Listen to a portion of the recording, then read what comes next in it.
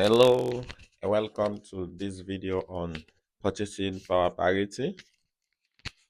Um, if you are just joining, you could watch the earlier videos on real exchange rates and other types of exchange rates, which are vital in understanding purchasing power parity. So, purchasing power parity is one of the most important theories in exchange rate analysis. So, PPP, in short, states that the exchange rates between two countries are in equilibrium when their purchasing power is the same in each of the two countries. So PPP compares the relative value of different currencies based on the idea that identical goods and services should um, should cost the same in different countries when prices are converted at the current exchange rate. So the theory suggests that exchange rates should adjust so that the basket of goods and services cost the same across countries. So the idea is that, um, according to purchasing power parity, it tells you that given the exchange rate between two countries, if we know the exchange rates, for instance, between Sierra Leone and Liberia, then if all conditions are assumed to be held constant under certain conditions, under perfect market conditions, a basket of goods in Sierra Leone should cost exactly the same as a basket of goods in Liberia, given the exchange rate. And the basket of goods should also be identical. They should be same goods, homogeneous in taste, quality, and everything. So that's the basic idea of PPP. Now, it is often used in economics to compare economic productivity across countries and also reflect the standards of living between nations.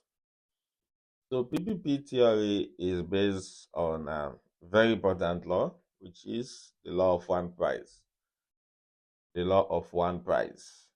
So as the name states, the law of one price states that given the nominal exchange rate between two countries, similar freely traded goods should sell for the same price in the two countries.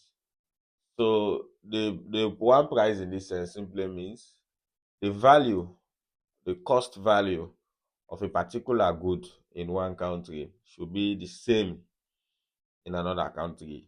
You should be able to spend exactly the same amount of money to buy a particular good in this country. And if you go to the other country as well, you should be able to get exactly the same quantity of goods. That's the idea. So, but the goods should not just be the same, they should also be traded goods freely. You can trade it freely. So, given the nominal exchange rate, these freely traded goods should sell for the same price in the two countries. So, for instance, if you have a Jordan footwear, which, let's say, two Jordan's footwear, which are exactly the same in quality and everything, in United States and London, which is the UK. So in the UK, the cost of that Jordan should be exactly the same as the cost of a Jordan in US, given that the nominal exchange rates can change to adapt to any price differential. So if you have £100, if you compare that to dollars, if £100 can get you one Jordan shoes, when you get to United States, you should also be able to get one Jordan with your £100 when converted into dollars. So the basic assumptions of this theory are, because you can imagine for such ideal situation to occur in real life is difficult. So we are assuming that first of all you don't have no transaction cost. Basically, transaction costs are the costs you incur in the process of you trying to purchase goods and services. So if you are that individual who want to purchase a good, in you are from US but you want to purchase a good in the UK. It simply means when traveling from US to UK, you don't have to pay any transportation fee. You travel freely, you just get into an airplane freely and get to the UK freely. You buy your goods there, return back to the United States freely without paying any tariff or any tax. So it's essentially saying there is no cost. Even the trader who wants to sell the business will not incur any costs, such as fixed costs like renting a shop and all. All of these are zero, no opportunity cost. Secondly, the goods should be tradable goods. So tradable goods are simply goods that are physical and can be sold from one country to another. They can be transported. They are movable goods. They are goods that can be taken from one country to another.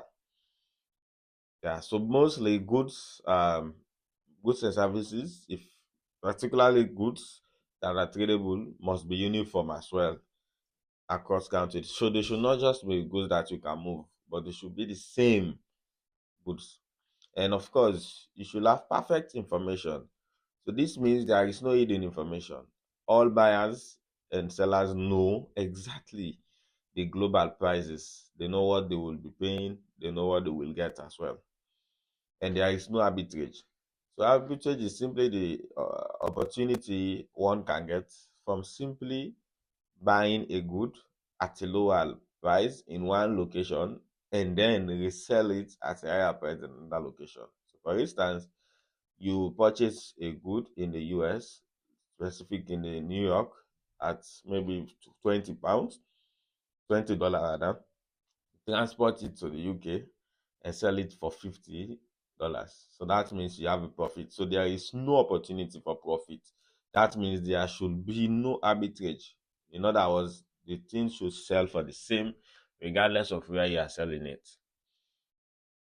So finally on this video, the condition for purchasing power parity is that we use the real exchange rate. That's why you have to understand the real exchange rate. Look at the video again. Now, it states that given a nominal exchange rate between the two countries, the price level of a good in two countries must always be equal to 1.